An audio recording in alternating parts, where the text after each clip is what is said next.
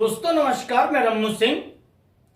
पिंकी कुशवाहा की श्रीजी अस्पताल में प्रसव के दौरान मौत हो गई। सबसे बड़ा सवाल, सरकारी अस्पताल से पिंकी कुशवाहा श्रीजी अस्पताल पहुंची कैसे? Doctor Saumya Tiwari, assistant professor medical college ने रेफर किया रीवा मेडिकल कॉलेज के लिए पिंकी कुशवाहा को। दोस्तों, एक अजीब खेल है। अगर डिस्ट्रिक्ट हॉस्पिटल सतना से 100 मरीज प्रतिदिन रेफर होते हैं तो सुबह से लेकर शाम तक, देर शाम तक सिर्फ 10 मरीजों को ही रेफर किया जाता है और 90 मरीज रेफर होते हैं रात में। अब एक अहम सवाल कि आखिर मरीजों को रात में ही रेफर क्यों किया जाता है? यह एक बहुत बड़ी जांच का विषय हो सकता है। इसमें सभी लोगों को आवाज उठाना चाहिए। मुझे जो जानकारी मिली है उसके अनुसार जो नाइट ड्यूटी के डॉक्टर होते हैं, जो रात में ड्यूटी करते हैं, उन लोगों को रेफर करने के पैसे दिए जाते हैं। अब यह सवाल उठता है कि पैसे कौन देता है? बड़े बड़े अस्पतालों के दलाल। इसके बाद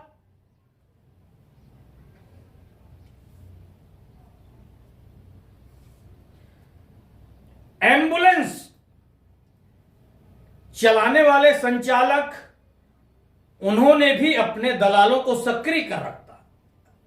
लगभग 40 से 50 दलाल जिला अस्पताल के आसपास हमेशा मंडराते रहते हैं। इन दलालों की संख्या देखने लायक होती है रात 8 बजे से लेकर 12 बजे तक। यह वह पीक टाइम होता है जब मरीजों को जिला अस्पताल से प्राइवेट अस्पतालों की ओर भेजा जाता है, ट्रांसफर किया जाता है, इधर से उधर किया जाता है। इस बीच में एक बहुत बड़ा खेल चलता है। मुझे यह कंफर्म जानकारी मिली है कि दलाल डॉक्टरों को रेफर करने के पैसे देते हैं। अब प्रशासनिक अमले में, प्रशासनिक अधिकारियों में दम हो तो वह जांच करा ले। किसी जनप्रतिनिधि में आवाज उठाने की क्षमता हो तो इस विषय में बोलकर देखें। वैसे सतना की मंत्री प्रतिमा बागरी भी महिला है और जिसकी मृत्यु हुई है वह पिंकी कुशवाहा भी महिला है। प्रतिमा बागरी वैसे भी बहुत ज्यादा जिला अस्पताल के चक्कर लगाती हैं। इस विषय पर उन्होंने अभी तक कुछ नहीं बोला। उन्हें भी इस मामले को संज्ञान में लेते हुए देखना चाहिए कि आखिर जिस अस्पताल में मंत्री प्रतिमा बागरी बार बार जा रही हैं, उस जिला अस्पताल में कितने दलाल सक्रिय हैं और कौन कितने में बिकता है, कौन कितने में मरीजों को ट्रांसफर करता है।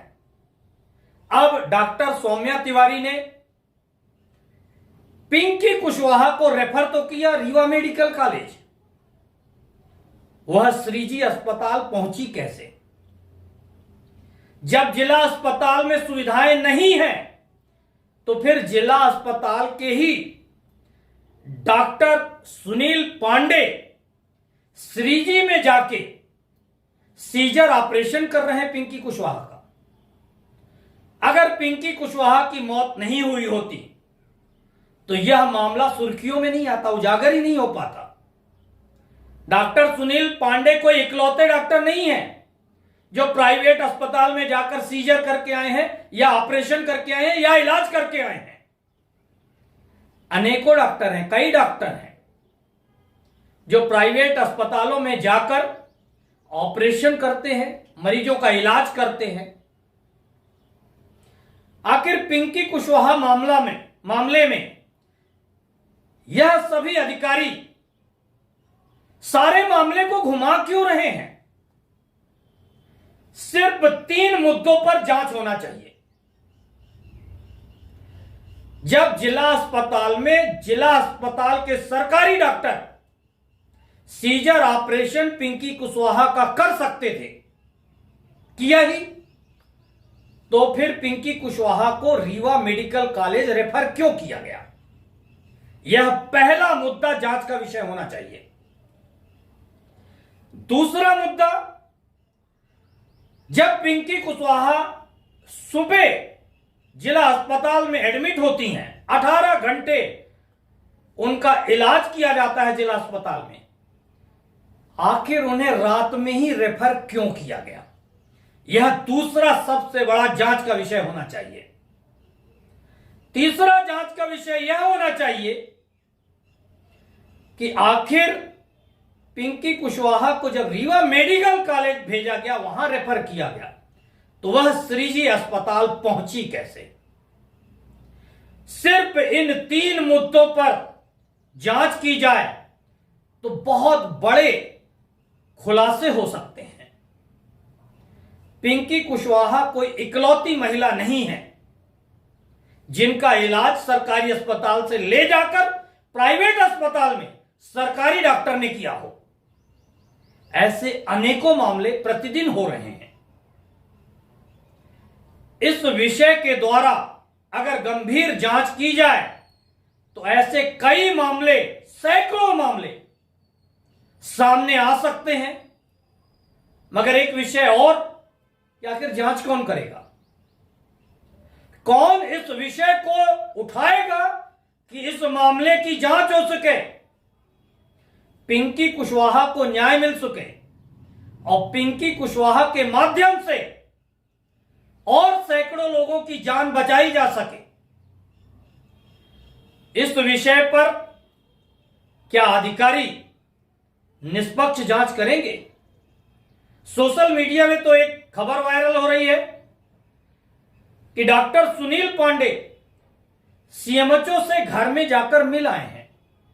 आखिर घर पर मिलने का रहस्य क्या है? अब वह कह देंगे कि दोनों डॉक्टर हैं, वो डॉक्टर है, वो उनके अधिकारी हैं, तो बंगले पे भी मिल सकते हैं, सड़क पे भी मिल सकते हैं, ऑफिस में भी मिल सकते हैं। मगर यह घटना होने के बाद जब जांच शुरू होती है, तब डॉक्टर सुनील पांडे अगर सीएमएचओ के घर में जाकर मिलते हैं तो फिर तो सवाल उठेंगे ही। सवाल यह उठता है कि क्या सीएमएचओ इस मामले की सही जांच कर पाएंगे, निष्पक्ष जांच कर पाएंगे, करा पाएंगे? वैसे यह एक बहुत बड़े सिंडिकेट का मामला है। बहुत जल्दी कोई जांच नहीं कर पाएगा, बहुत जल्दी कोई इस मामले का खुलासा नहीं कर पाएगा। आज जबलपुर के कई अस्पतालों के दलाल यहां जिला अस्पताल में घूम रहे हैं। नागपुर के कई अस्पतालों के दलाल यहां जिला अस्पताल में घूम रहे हैं, जो सिर्फ यहां से मरीजों को ट्रांसफर चाहते हैं कि आप हमारे मरीज को ट्रांसफर करिए हमारे अस्पताल में और आप यह पैसा लीजिए।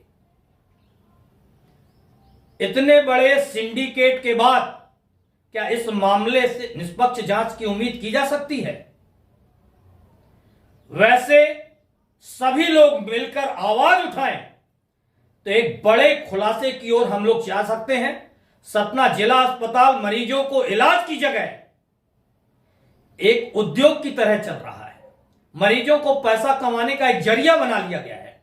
मरीजों को सरकारी अस्पताल से उठाकर प्राइवेट अस्पतालों में भेजकर इस बीच में कई लोग पैसे कमा रहे हैं। इसको रोकना होगा, इस पर सरकार को भी ध्यान देना होगा। यह बहुत बड़ा मामला बनना चाहिए। मगर फिर एक सवाल कि आखिर जांच कौन करेगा, कौन खुलासा करेगा इस पूरे मामले से? हो सकता है इसमें कुछ सरकार के लोग भी मिले हों। अगर सरकार के लोग नहीं मिले हैं तो फिर वह क्यों नहीं इसमें आवाज उठाते? इस मुद्दे पर सभी को मिलकर सामने आना होगा, तब इसका खुलासा हो पाएगा।